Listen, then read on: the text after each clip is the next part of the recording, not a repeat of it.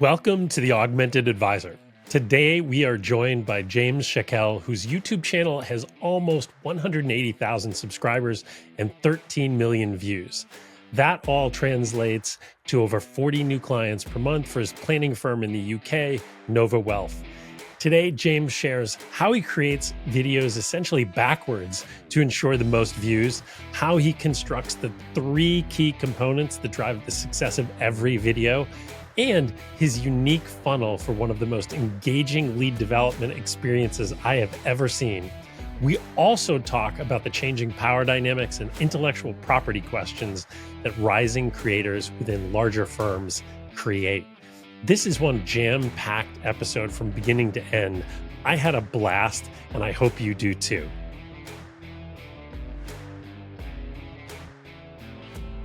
James Shackell, welcome to the Augmented Advisor. Thank you for having me. I am excited for this conversation. I came across your content on YouTube, and you know, I feel like you're just killing it. Plus, for us in the U.S., anyone with a British accent is somebody I want to listen to. So that's a good thing. You're our second UK resident on the show, so we're really glad to have you.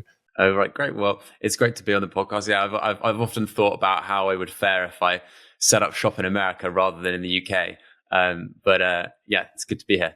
Well, you certainly stand out, I think, and probably in a good way. You know, the reason we wanted to talk on the show was you've got a YouTube channel, your James Shack channel, that's got, I think, is it over 13 million views? Is that right? Something like that. I don't really count it. I'm normally just sort of focusing on how many views the next best video gets. But yeah, something like that, and almost 180,000 subscribers on YouTube. Yeah, that which is just, it's nuts. And I'm sure you got your little YouTube plaque at the 100,000 mark. Which seems to be. You can't really see it, but it's slightly out of shot. Just oh yeah, maybe you can see it up there. I always make sure it's in shot for my videos. Yeah, I'd be proud of that too. I've got like 5 subscribers, so it just seems like a moonshot to me. But I think it's fantastic. And so I wanted to start with at a high level what this has done for you and the business you're working with. Having this level of exposure for financial planning? Well, I guess the first thing to talk about from an advice perspective is that I had no idea that I would ever be in the position that I am today. I obviously started YouTube wanting to be in a position where I could grow an audience, but I never really thought of how big it could be and the consequences for the business that I work for.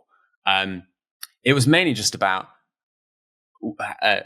when I was sort of thinking, where do I want to take my career? I drew a Venn diagram of what are the things that I am good at. One of which is finance. I'm a financial planner. Another which is writing. I like writing, and I also like public speaking. And in the middle of those 3, ultimately sits YouTube. So I thought, okay, let's have a go at making some videos. Let's make some content. And I did this over pandemic, when obviously everybody's stuck at home with a lot of time in their hands. And when I started out, obviously I wanted to get people to watch my content, but it was mainly from the perspective of, let's just try and see if I can create content that people find useful, that people find engaging, and try and help as many people as possible.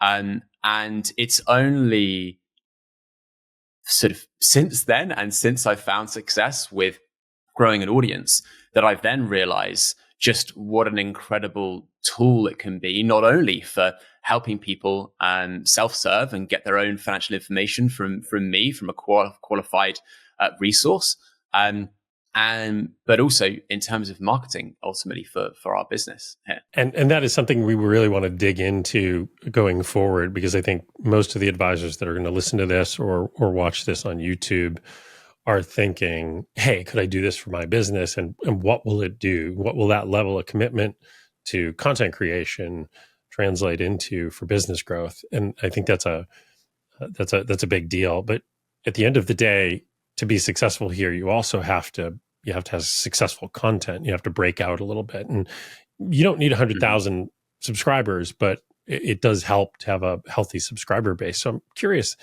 what do you think it was that made you break out and start to grow the way that you have compared to others who didn't? Mm. I think a lot of it was the right place, right time, because financial content on YouTube has evolved over the last 10 years. So 10 years ago, it was all basically 7 years ago, it was all basically US based content. But it was people like Graham Stephan, Andre Jick. These were just entertainment kind of education, mainly entertainment based content creators. And I think that suddenly they forged a path for YouTube for actually being a destination for people that want to get financial content, that want to learn about finance. But as things evolved, people realized that actually maybe they want something more sophisticated. Maybe they want to hear from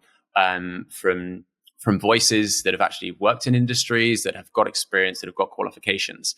So that was leading up to 2020, and it was predominantly dominated by US-based content creators and people that have never worked in finance in the past. But then 2020 came along, and I had the idea of starting to create a channel. I'd thought about that been thinking about that for some time. And the reason why it was the right place, right time was mainly because there were no entertainment, even financial content creators in the UK. Pete Matthew, who's been on the podcast, is probably the only one who's been doing it for like 15 years, longer than anybody. And he inspired me to get into it.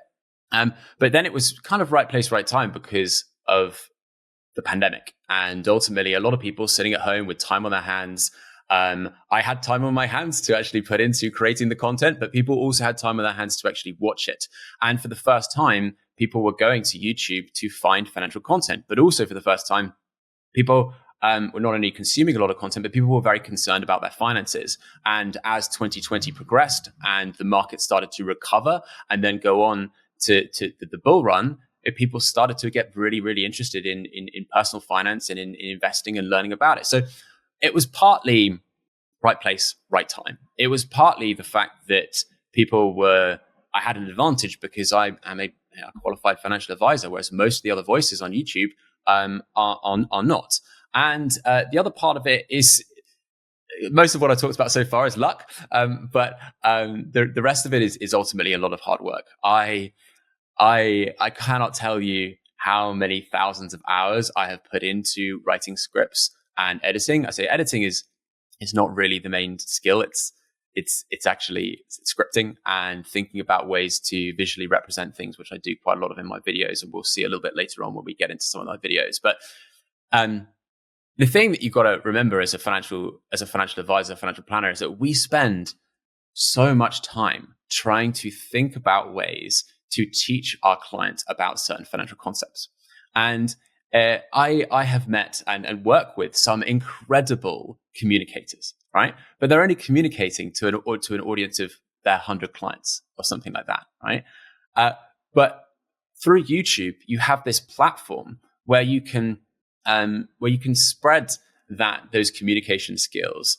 You can educate a much, much, much wider audience, an audience that quite often, to be honest, doesn't want to work with a financial advisor. They don't want to buy financial. They don't want to buy financial advice. They want to learn how to do things themselves. But that's absolutely fine. That's brilliant because you can give everything that you know away for free. You can show people how to do things yourself, and just by showing them what good financial planning looks like, a large portion of your audience will realize that actually they do need help with this, that this stuff is complicated, and they will ultimately get in touch with you for help. And the way that I'm marketing my business in terms of the financial advice part of it is not dissimilar to how any modern business is now marketing themselves. It's through content. It's about giving away free values. It's about giving away pretty much everything for free ultimately, and building up a relationship with people, with an audience, a relationship that's based on trust and goodwill, so that when the time comes when they are actually looking for help, or perhaps they can. I quite often get people that watch my channel a lot will refer their friends or family or things like that to us for help with their finances. So it has a really, really big network effect, which is really what's propelled me to where I am today. There's so much to dig in there. First, I appreciate the humility because we don't often hear about the role of luck, and it really does play a part. But luck alone is completely insufficient. And I've heard from a lot of creators that their rough sort of ratio of time put into a video all in is sort of about on the order of 1 hour per minute of video produced. Does that sound about right? Yeah, mine's about 4 times that. Oh, so it typically takes me about, it typically takes me about 4 days to write a script. And then it takes me about 12 hours to edit a video. And again, at the moment, I'm still doing this all myself. Right. I really do need to outsource some of this stuff. But because for me, and especially to get to the level that I'm at, and you don't necessarily need to do this. And I think a really important point that I want your viewers to take away from this is that you do not need 200,000 subscribers to create a fantastic content-based marketing machine for your business. It depends on what your goals are, but you can do it with a much lower number of viewers than that. But to be at my level and to compete with all of these other channels that have got massive teams with 5-10 people behind them, you need to be really on your game. And ultimately what that is about is writing incredible scripts that not just give people the information that they want, but they give it to them in a way that is informative, that is engaging, that tells stories, that provokes emotion in people. So when I'm writing these scripts, it's 3,000 words, but it's not bang out 3,000 words for an article that you think that nobody's going to watch. I go over that again and again and again to refine it, to think about the pacing, to think about the way that I'm articulating different points, the analogies, methodologies that I'm using. So first off, the work ethic is amazing. And I do take your point, and I think our audience will take your point that you don't necessarily need to be 4 hours per minute of content. But that's the scope of possibility here in terms of how much you can put into this and how much you can get out of it. I mean, I'd argue that speaking to almost 180,000 people on a regular basis is incredibly valuable. And again, your point that you don't need that size audience to have great benefits is true. We talk a lot about this idea of 1,000 true fans, right? And if you've got 1,000 people who really love what you do, maybe that's a full audience of 10,000. But if you can get those 1,000 people, your business will grow. Absolutely will grow. You can do well, and there's a lot of value that you can deliver, but also get out of it. And I'd love to see. We're going to jump in now and see some of the craft of this, because that's another aspect of what you do that I love. And you mentioned Pete Matthews, who is his videos are quite straightforward, and he tends not to rely as much on production value to drive his message. But a lot of your videos have very high production value. The storytelling is very tight. The pacing, as you mentioned, is good. The attention to detail required to engage an audience is obvious. And I want to try and draw some of that out as we watch these videos, because I think one of the challenges in the telling of these stories is you don't want to give away the answer too soon. You need to give away value, but you have to leave these curiosity gaps open so that people continue. And so what I want to do is start to look at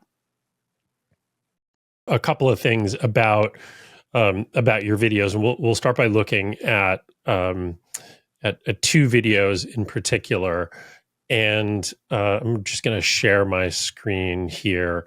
All right. So a couple of the videos. So one video here in particular that we want to talk about is this 6 reasons to retire as soon as you can. And there are 3 elements that are really key in these videos for our audience. And this is YouTube 101. So I'll do it because I'll leave you to the advanced stuff. But it's the thumbnail, the title, and then the first 30 seconds. Those are really key Mhm. elements in every YouTube video. The thumbnail and Yeah. title are how videos get found and how they get selected by viewers when they're offered as choices on the screen. And the first 30 seconds are what deliver on that promise and then engage the viewer and pull them into the video to keep them watching.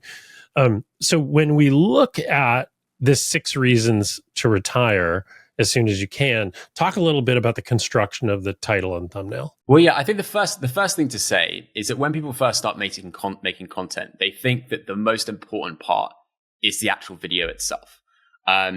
When that's not really true. The way that you've got to think about it is, with this particular video, for instance, how many people do we think have seen the last 5 minutes of this video? Maybe 500,000 people.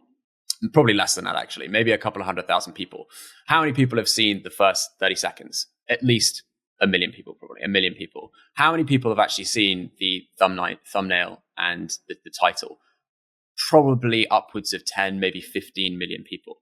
So the reality is that if people aren't clicking on the thumbnail or being attracted by the thumbnail and the title, they're never going to see the first 30 seconds. And if you don't have a good 30 seconds, they're never going to see the end of the video.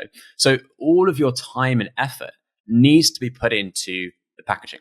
So with my process, and again, this is something that I've just learned over the years, is that I'll come up with an idea for a video, but the first thing that I will try and do then, instead of going to write a script, or even writing any bullet points for the script, is that I will try and package it. I will try and create a thumbnail and a title that I think that will work, that I think will attract people. And if I can't create something that I think people are likely to be interested in or likely to click on, then I won't write the script, no matter how good I think the idea for the video is, because ultimately, if you can't get a good thumbnail and title, then no one's going to watch the video anyway.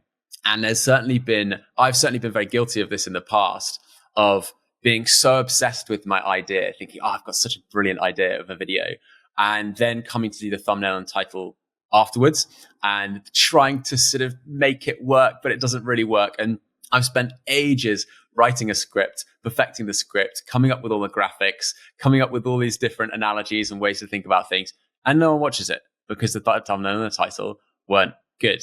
They didn't attract people. So the first thing that you need to think about as well is what proportion of your audience is actually going to be interested in this particular video. We're going to look at 2 videos today. We picked up 2 videos to look at, and they're actually kind of different. So firstly, 6 reasons to retire as soon as you can. To understand what proportion of my audience are likely to be interested in, or the potential sort of addressable market, as you will, you need to understand what my demographic is and the types of people that actually watch my content. So most people think that on YouTube, it's mainly just going to be younger people that are watching content, people in their teens and 20s, maybe early 30s. But the vast majority of my audience is aged between 45 and 65 years old, simply because I make content that's based on retirement planning. So this video, 6 reasons to retire as soon as you can, is as broad as it can possibly get. There's no sort of relation to a particular type of financial product or a level of wealth or anything like that. Most people are interested in retiring. So the reach of this potential video is very, very, very large. And this is, again, something that I've just learned recently and started to do, is just that whenever I'm coming up with a thumbnail and a title, I'm thinking about the words, I'm thinking about the thumbnail, I'm drawing that circle of like my overall audience, and then I'm trying to draw that sort of segment within it of what I think it would appeal to, of who I think it would appeal to, and then continually trying to iterate on those words to try and get it to appeal to a slightly larger and larger and larger audience. Now, with this one, I actually took a pretty different approach, because what you'll find is that on YouTube, content creators will often borrow thumbnail ideas and title ideas from each other, if not just completely steal them. But it's almost like an unwritten rule of what happens on YouTube, is that you will need to try and find what works with the algorithm. And the best way to do that is to look at what your competitors are doing. And for me, I had a little bit of an advantage because I'm talking to a UK based market. Certain of my videos do get a US audience, but it's very easy for me to look at the US market, to look at what are the videos that are doing well, what are the titles and thumbnails that are doing well, and to just basically borrow them. And they do the same. They do the same with me as well. So this is 6 Reasons to Retire as Soon as You Can. This is actually a title that has worked very well with multiple other content creators, a lot based in the US. Perhaps but there's this sort of 5 reasons to retire or 7 reasons to retire as soon as you can. But it's very much well known that this particular title is likely to do well. So I would certainly say if you're going to start out making content, the best way to find out what works well is just to copy other people. Yeah.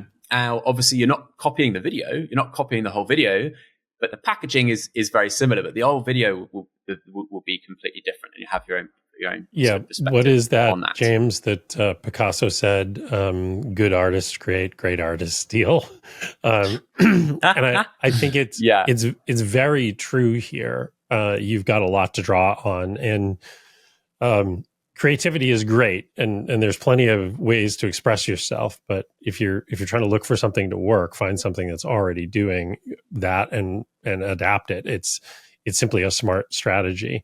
The other thing I noticed about this thumbnail and title is they don't repeat each other. So the thumbnail itself is saying something different than the title. Can you talk about that strategy versus the thumbnail repeating what the title says? Yeah, absolutely. The whole goal with this is, because one of the most common mistakes that people make when they first start making content is they think, okay, well, I'm going to reinforce the title with what the words say in the thumbnail. So I might have 6 reasons why you want to retire in the thumbnail as well. But there's no point in that. You're just sort of repeating what is already being said by the thumbnail. So by the title. So the thumbnail is really just an opportunity to add to that, to create a little bit of curiosity and to try and draw people in. So I think probably one of the best examples is actually on the video next to it. So this is the video next to it, the only safe place to keep cash with high interest. And in the thumbnail, I'm holding up a sign that says not at a bank. Now, that is adding a completely different level to this thumbnail. And it's creating that interest of, oh, wait, not at a bank? Like, wait, what is this? Like, what could it possibly be? And one of the processes that I often go through with my thumbnails and titles is to look at that and go, what questions is that bringing to mind?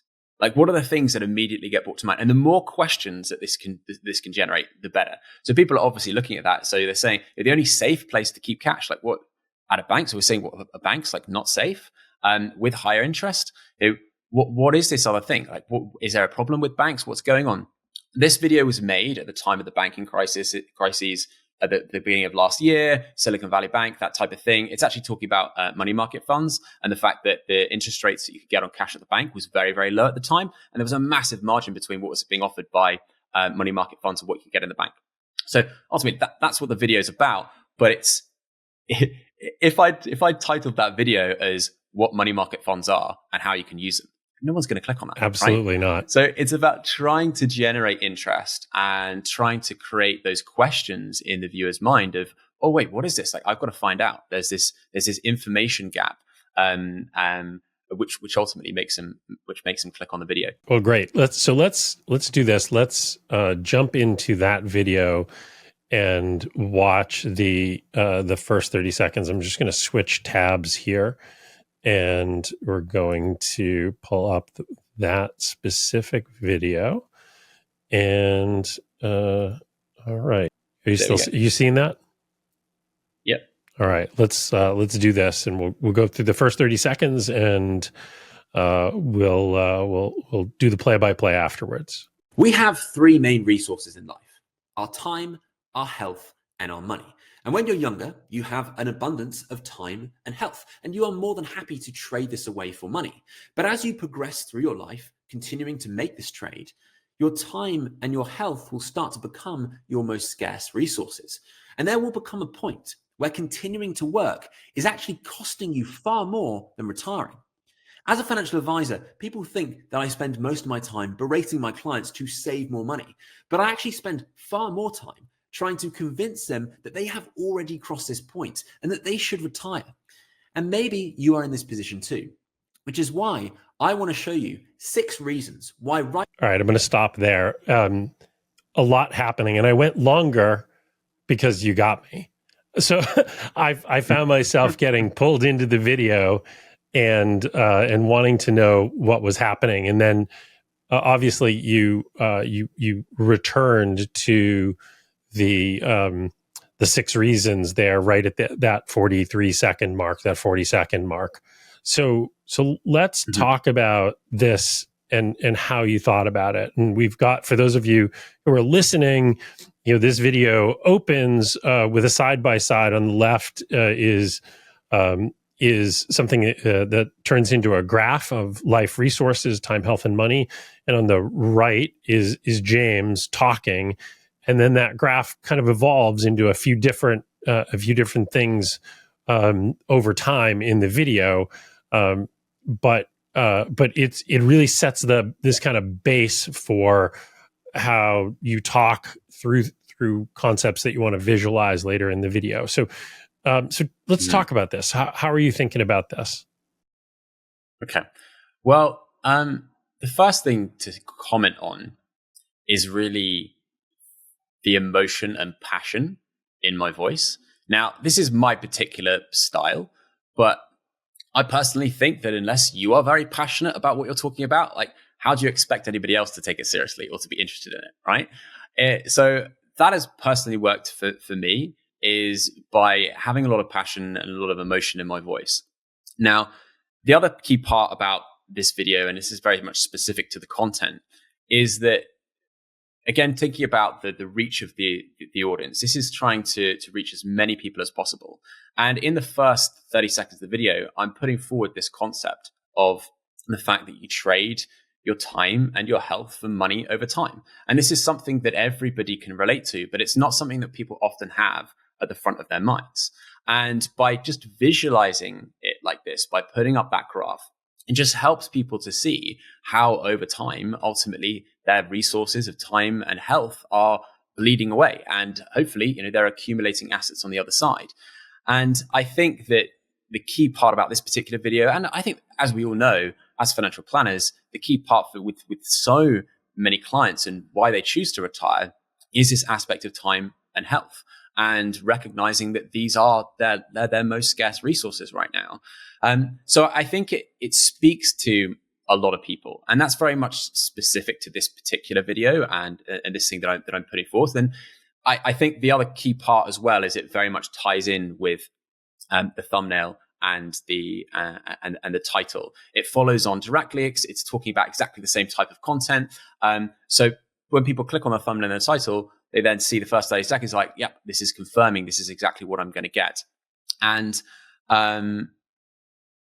the other really key parts of this, so I'm just looking over to the right of my other screen here where I've got some notes, is that in the first 30 seconds, it's really, really important that you assert your authority or credibility to talk about a particular subject. So you'll see that I say very early on that I am a financial advisor. This is giving me the credibility to actually talk about this type of thing. Otherwise, I'm just some pretty young looking early 30s-year-old guy trying to talk to you about retirement. Like, who's going to want to hear about that, right? So it's really important that you do assert very early on, why should someone listen to you? And what are they ultimately going to get out of it? Now, this video is pretty obvious what you're going to get out of it, because it's in the title. It's pretty straightforward. But sometimes in the other videos, and I think in the second video that we'll look at, I have to much more clearly label what are you going to get if you give me the 15 minutes of your time. So those are the really, really important things in the first 30 seconds. And for me, as with a lot of my videos, it's all about trying to make it emotional. Everybody will be familiar that people are not interested in statistics. They're not interested in the number of people that are dying from cancer every year. What they're interested in is the individual stories and trying to bring those things out and trying to bring that stuff to life. It's all about telling stories and trying to make it as personal as possible. Yeah. So yeah, that's I think the main synopsis of that first 30 seconds from my perspective. And from my point of view, that thumbnail and the way that the first 30 seconds is constructed it's a really powerful tandem, right? So the thumbnail says, stop wasting time.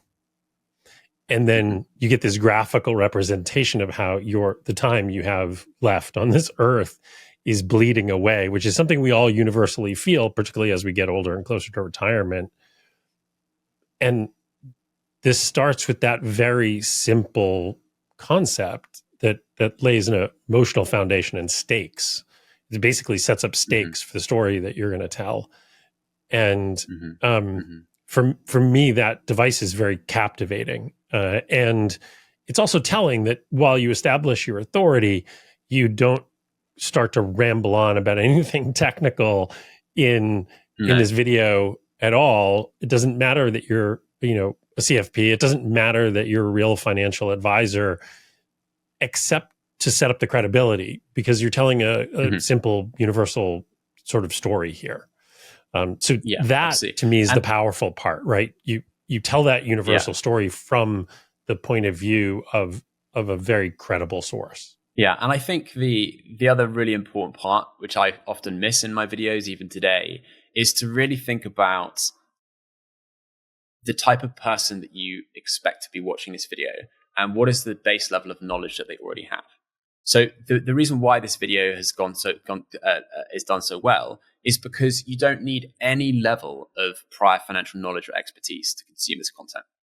But at the same time, whether you have zero expertise or you're a very, very competent DIY investor, or perhaps you're even another financial professional, this video is still very, very engaging, and it's got a lot of great information to give out as well. So again, it's trying to think about how can I broaden the scope of the audience which this video could be applicable to. And a big part of that is thinking about, okay, what is the level of knowledge and understanding that they're likely to have, and how can I broaden that? How can I make this applicable to a wider and wider audience? And that's ultimately what a big skill is, not just of the content that I create, but as all of us as financial planners. It's about trying to tailor our message to an audience so that it can be consumed by people with varying degrees of expertise, whether you're talking to a husband and a wife with different levels of financial literacy. So it's something that you should be very used to doing in your day-to-day job, but it's equally as important when thinking about how to construct content to try and make it as applicable to as wide an audience as possible. Yeah, and it seems to me to be about making it universal without watering it down. There's still lots of specifics in here, and they're very concrete concepts in a lot of ways, the way you've delivered them. So it isn't about making it vanilla. It's quite the opposite. But it is about tapping into these much more universal themes and ideas that everyone can understand or relate to. So I think that's really quite powerful.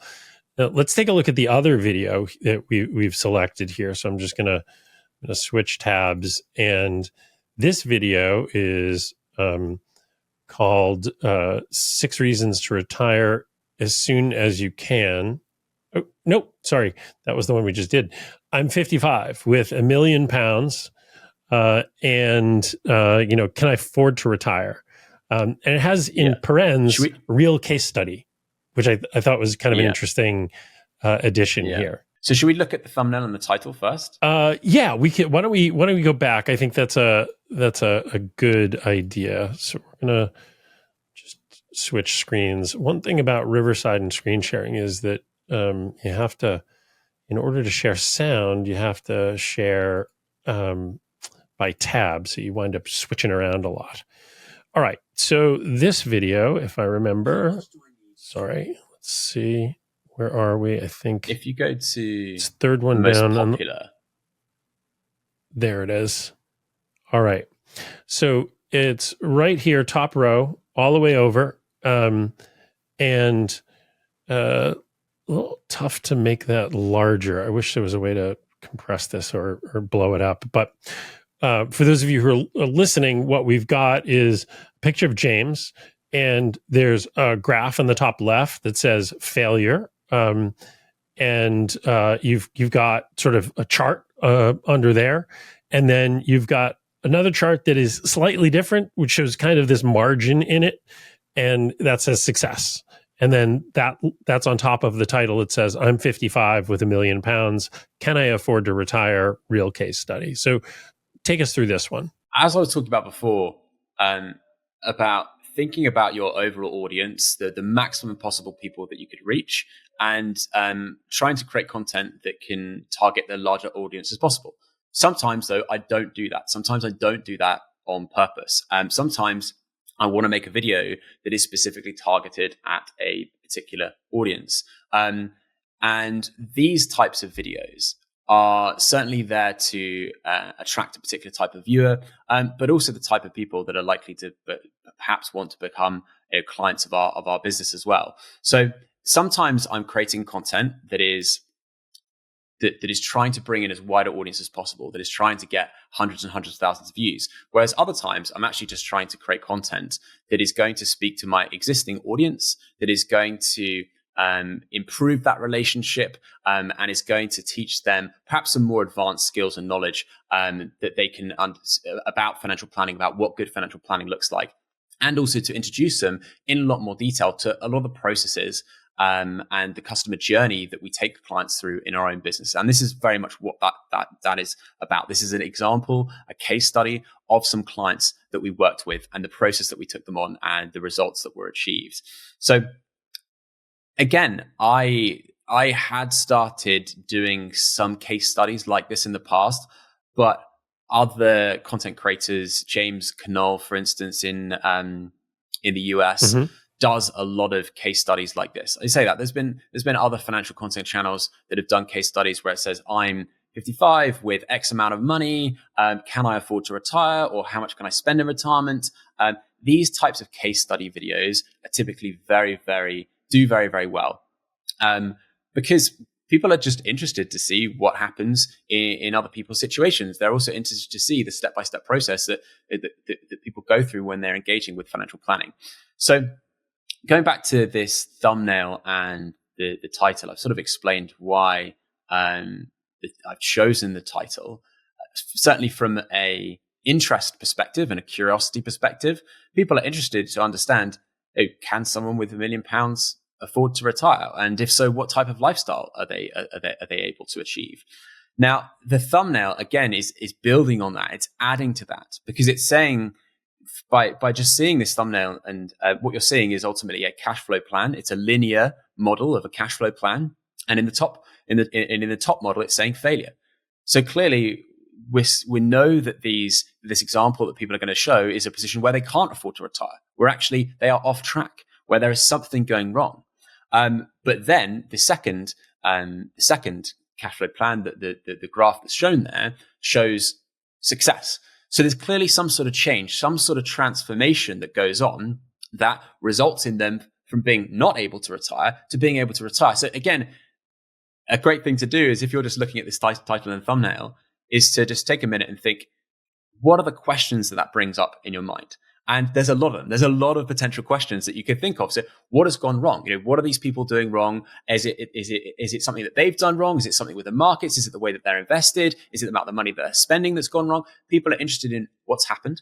And then also, what has resulted in them being successful? And what are the things that they perhaps had to change? So it's just creating a huge amount of curiosity, creating ultimately this information gap that people are like, okay, well, I really want to understand what happens.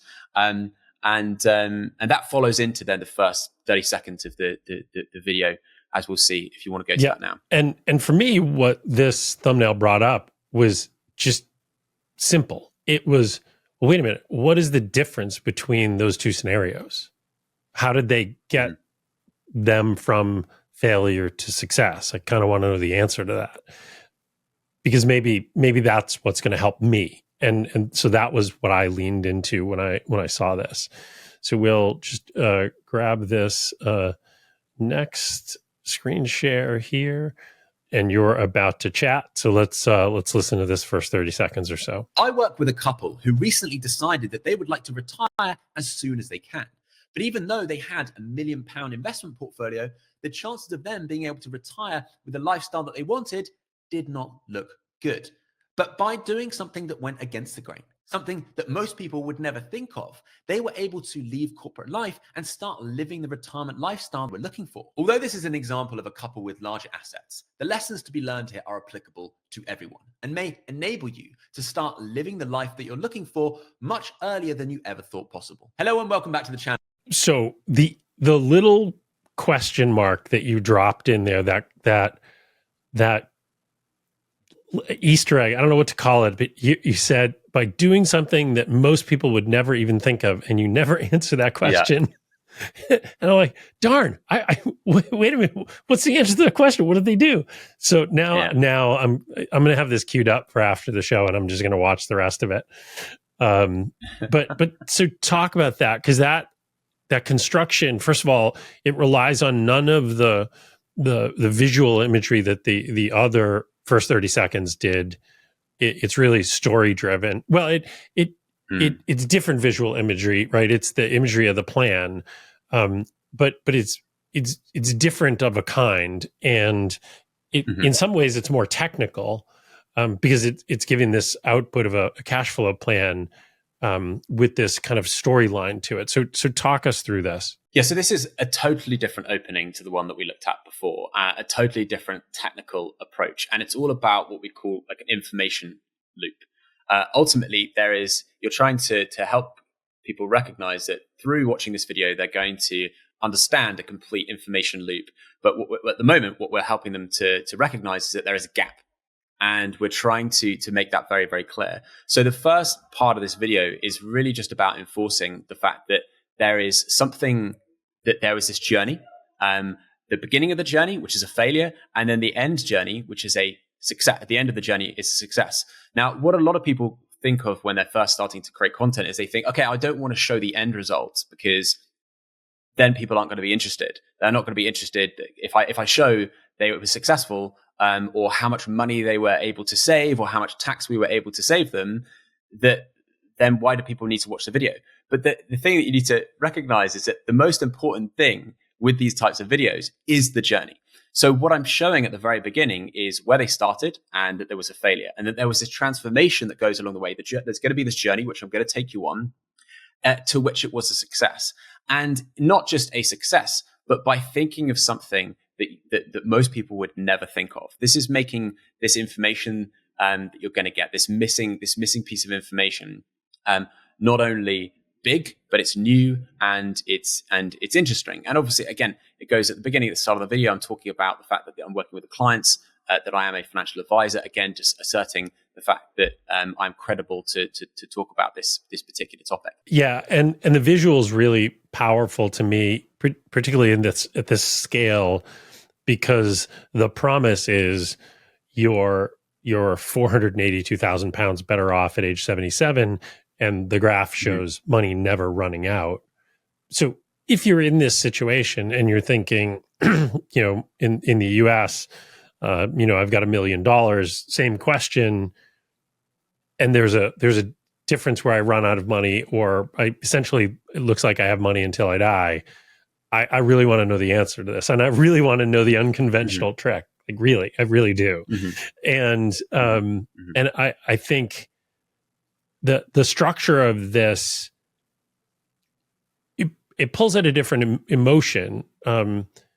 This one is much more curiosity driven than the first one, which I wouldn't say fear, but it's that universal concern about me running out of time. This one, I've got the concern, sure, about running out of money, but now it really drives curiosity for me, in a very effective way. And I think the other really important thing to think about is if we just zoom out a bit, the thing to recognize with YouTube is that it's just an algorithm. So we want to just talk a little bit about what does the algorithm want? Ultimately, the algorithm wants to keep people on the YouTube platform for as long as possible, so it can ultimately serve them ads.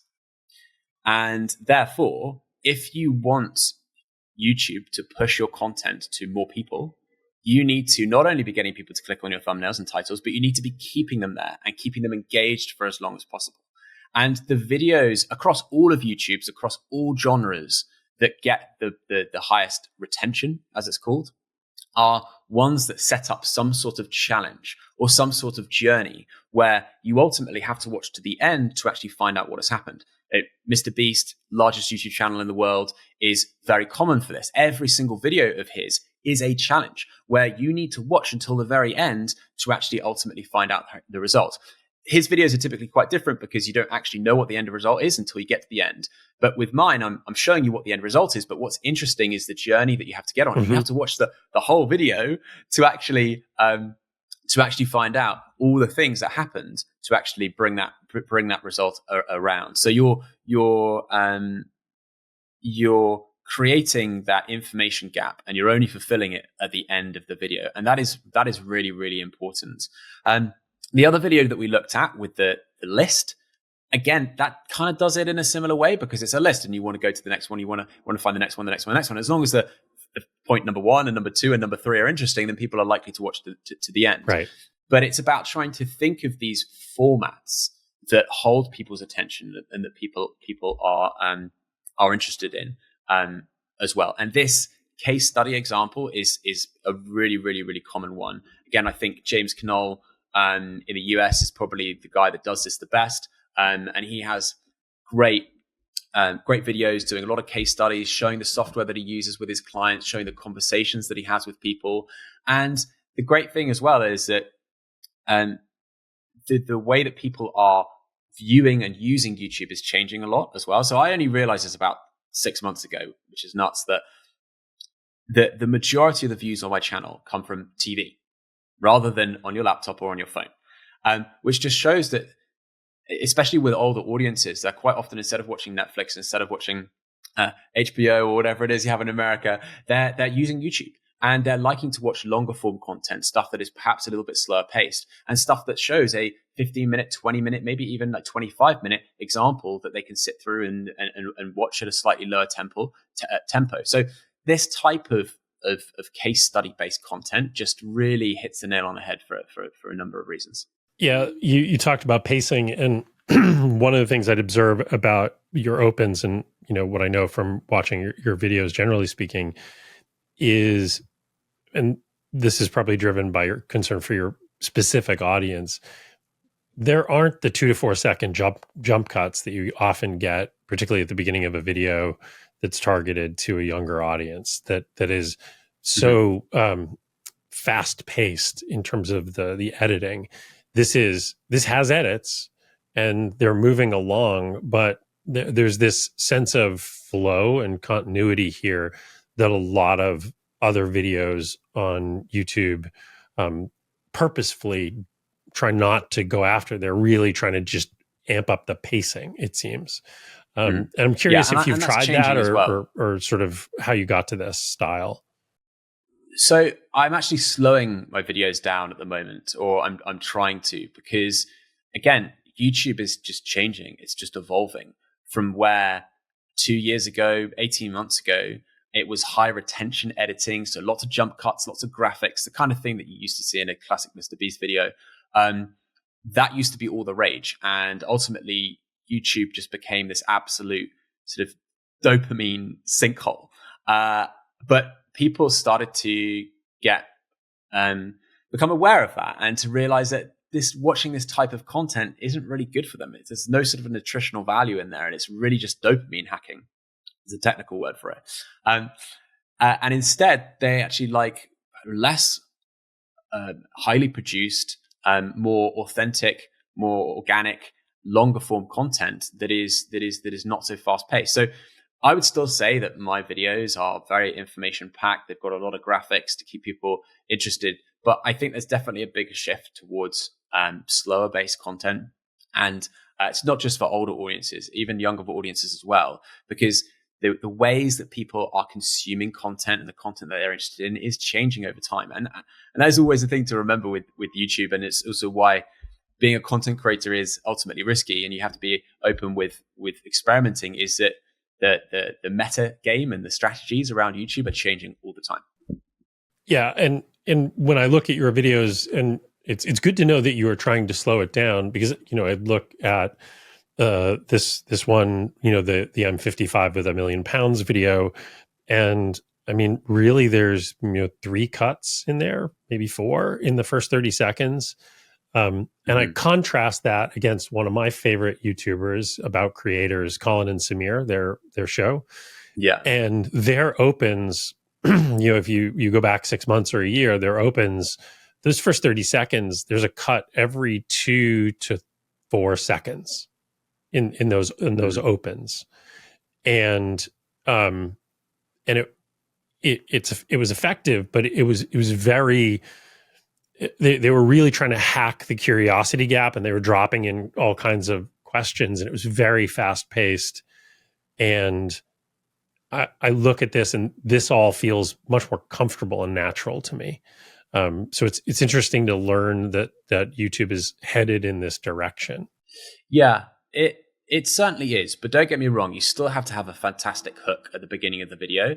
And because my content is completely scripted, I can write an amazing hook, and it doesn't need jump cuts and things like that to keep it interesting. But when you're doing long form content like Colin and Samir, or doing a podcast like you are, it certainly helps to have perhaps a highly edited intro at the very beginning to bring that hook in. Because, for instance, we're having this conversation now, and I just realized that at the start of the video, we didn't really talk about the sort of numbers and metrics that my my YouTube channel are bringing in for advice business. And that's probably the bit that people are really, really interested to find out, is like, how many clients are we bringing on board? How many leads are we getting? And that's probably the bit that should be like right at the start of this. So I certainly feel that from the podcasts that I consume, that having that perhaps slightly highly edited bit right at the beginning, maybe 30 seconds, just to bring forwards those really, really key important points, and to create that information gap, can be really important when you're doing more long form content like this. Yeah, absolutely. And it's one of the reasons that we do a recorded intro to the show.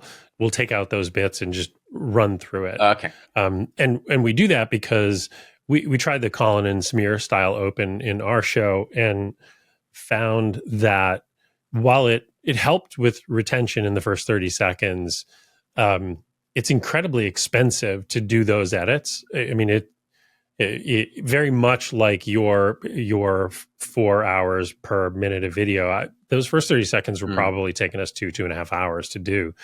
And what we found was it's essentially equally effective, particularly on a podcast, on an audio format, to deliver similar kinds of information with a single voice, just talking through it. That seems to work just as well. And for podcasts in particular, it's such an intimate format. You're in somebody's ear for such a long time. As long as you give them the promise and they're used to you delivering, they'll stay with you. And who knows? Maybe that's because my voice is so soothing, James. It sounds good. So let's talk about the business aspect of this, because the reason you're doing this for your firm is about lead gen and conversion and what it does for the business. I mean, for you personally, I know that this is very gratifying work, and it really drives you. The work itself drives you. But let's talk about, what does this look like for the business? What does a typical month in sort of leads look like, and what's that funnel look like? Because my guess is it's not, hi, I'm ready to sign up. My guess is there are a few steps in between. So talk a little bit about that and how it works. So I think first it'd be good to just zoom out a little bit and think about my overall strategy and mindset regarding the YouTube channel and generating leads and using it as a marketing machine. Now, the first thing is that I very rarely ever in any of my videos call out that they can have an initial call with me and that they can come and work with us. There is a link in the description of all of my videos that people can click on that takes them to a little questionnaire, a video-based questionnaire. And I actually want to show you that later on because I think it's a really cool piece of software. But other than that, it's very, very passive. So I'm never, ever saying, guys, if you, in the middle of the video, at the end of the video even, rarely ever saying, if you found this interesting, there's a link in the bottom of the description where you can work with it. Maybe that's an error. Maybe I should be doing that. But it's just something that I've always been very conscious about of feeling bad selling things. Ultimately, the main reason why I started this channel was when I wanted to try and there was a part of it that was like, okay, it would be fantastic if I could create content and try and get clients through that, because I didn't really like the idea of having to do a lot of networking with accountants and solicitors and things like that, and to ultimately have to sell to people. And this, I thought, would be a fantastic way to do that. And it turns out that it has been. It's just by demonstrating what we do very passively, by showing people what good financial planning looks like, by giving them all of the value away for free. You can generate an enormous amount of goodwill with people and a lot of appreciation amongst the wider audience. And then quite often it's just about finding the right place and the right time. And people often know that there's a link in the bottom of my videos, but it's just not the right time and place for them to get in touch.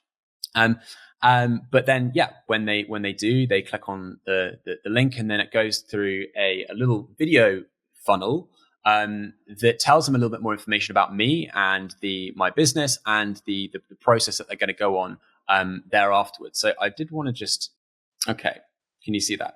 I sure can. Good. Okay, so for those of you on audio, we are looking at a path that looks like a mind map, but I'm pretty sure that this is a marketing path. Yeah, absolutely. So what this is a bit of software called Video Ask. It's run by the team that built Typeform. Mm-hmm. So it's like a form, but instead of using text, it uses a video. And obviously people are used to watching me on video, so I thought it'd be much neater for me to actually be able to explain and a little bit more about our business and the process that they're going to go through the following steps, and also to collect more information about them. So there's this. If we click into this, we can see the very thanks for getting in touch. Can you hear this? Yeah, absolutely. Yeah, let's do it. There are a number of different ways that we brilliant. can help. So I'm going to ask you a few questions to make sure we get you to the right place. So first up, are you a UK resident or are you soon to be one?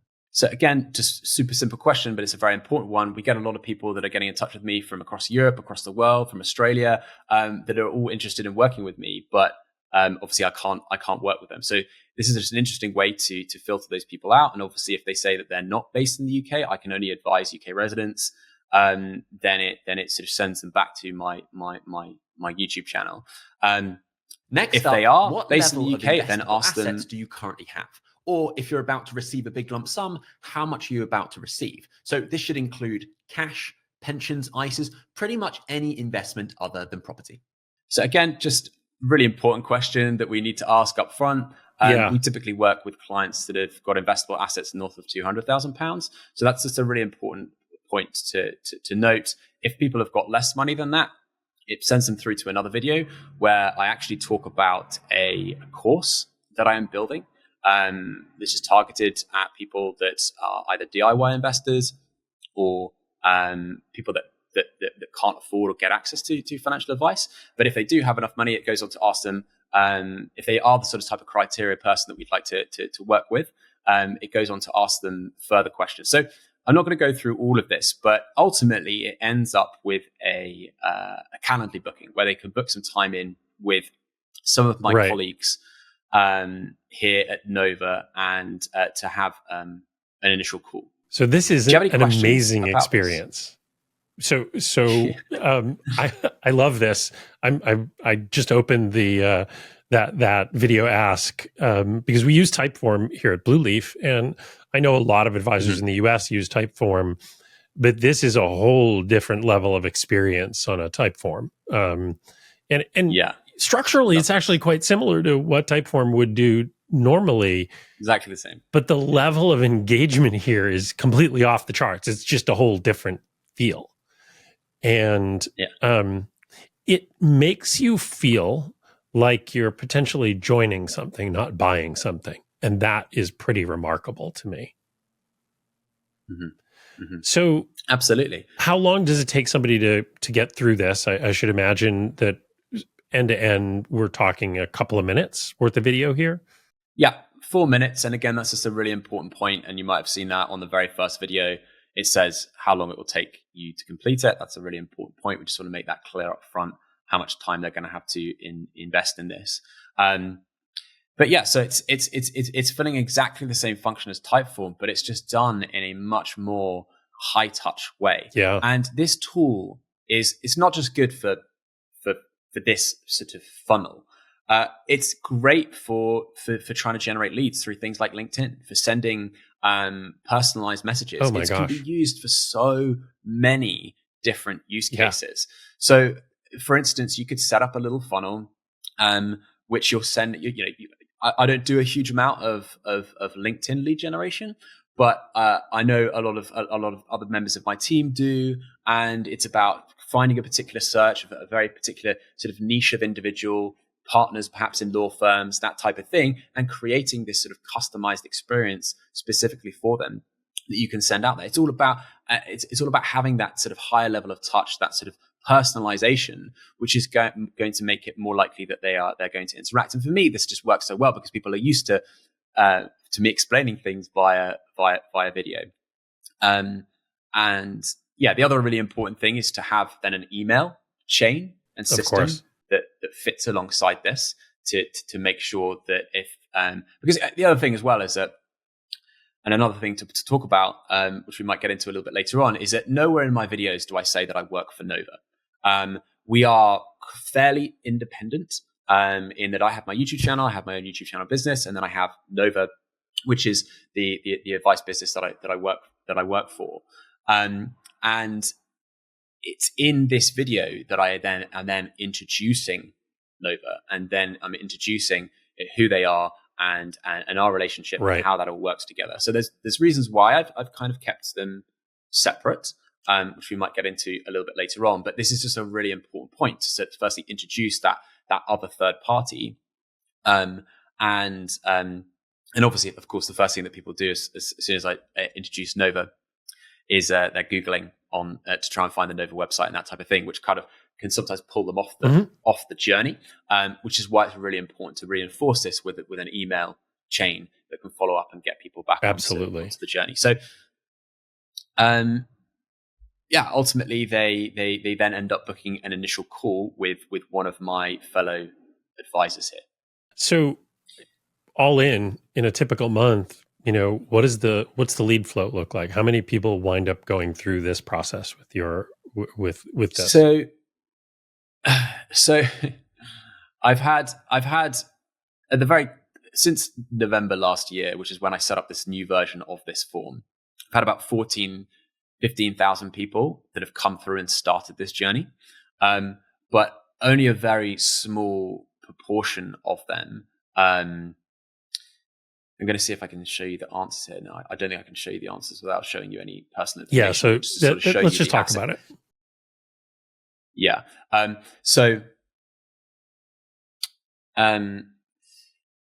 We typically have between 100 and 140 initial calls being booked in every month. And that is obviously people that have been through this funnel, so they have been pre-qualified. I've also asked them questions like, are you looking for one-off advice, or are you looking for an ongoing relationship across financial planning and investment management? So they've already selected that they're, by the way, we don't give one-off advice. We're only looking to work for people for the long term. So people have already said that is what they're interested in. They're not just looking for a one-off work with a project that they're working on. They are looking for ongoing advice. So these are pre-qualified leads, typically between 120, between 150 a month. It varies depending on the videos that I'm putting out. And that translates into between 60 and 80 initial meetings that my team, fellow advisors here at Nova are having, which then translates into between 20 and 30 new clients every month, with an average asset size of about £700,000. Yeah, most advisory firms anywhere in the world would kill for that kind of lead flow. That is absolutely fantastic.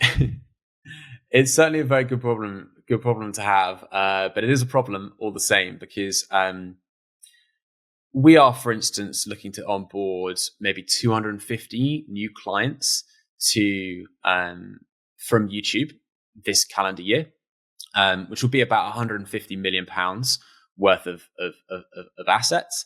And the current size of our business is we currently look after about 500 clients. We have about 300 million pounds worth of assets that we advise across the business. So we're looking at almost doubling the size of the business in a year. And again, if the YouTube channel continues to grow, we could be looking to do 500 clients next year. So the really important point is that if you get good at content, you will very quickly surpass the point where you are just providing leads for your own needs, and it's likely to end up snowballing into something far, far, far bigger than that.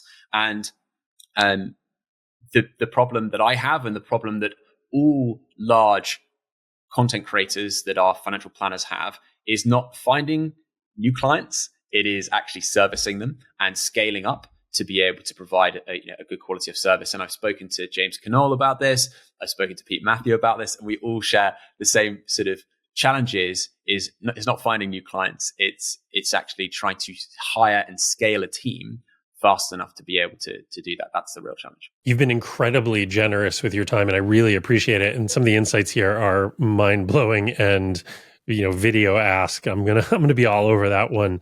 James Shackell, thank you so much for being on the Augmented Advisor. Thank you for having me. All right.